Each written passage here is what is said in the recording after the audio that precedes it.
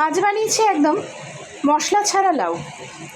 এই গরমে তো লাউ সবার বাড়িতে হচ্ছে, তো তেল মশলা খাওয়াটা কারোরই আমাদের জন্য ভালো নয়।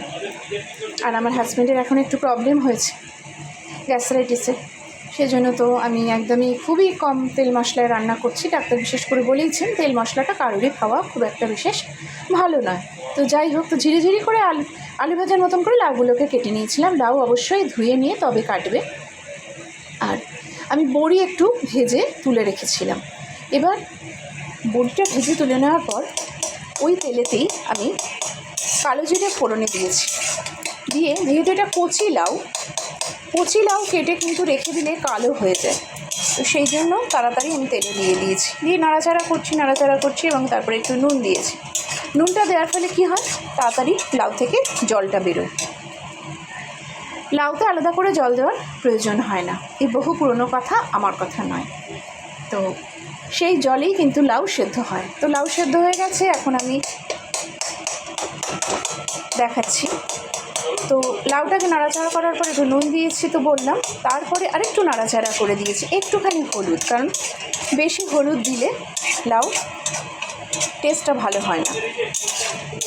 আর দিয়েছি 2-3টে কাঁচা লঙ্কা দিলে ফ্লেভারটা ভালো হয়।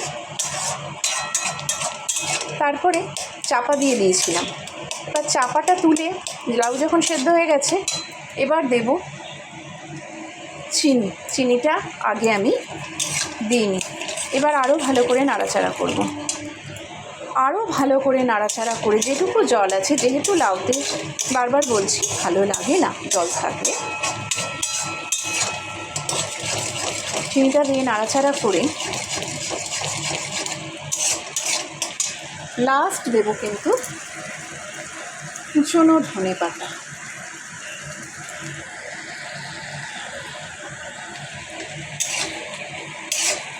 ধনেপাতা দিয়েও নাড়াচাড়া করে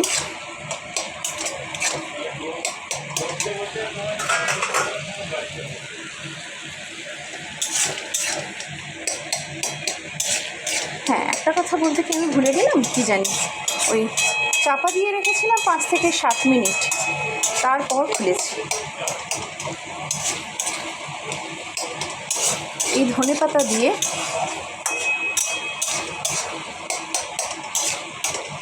ভালো করে নাড়াচাড়া করে গ্যাসের ফ্লেম অফ করে দিলাম।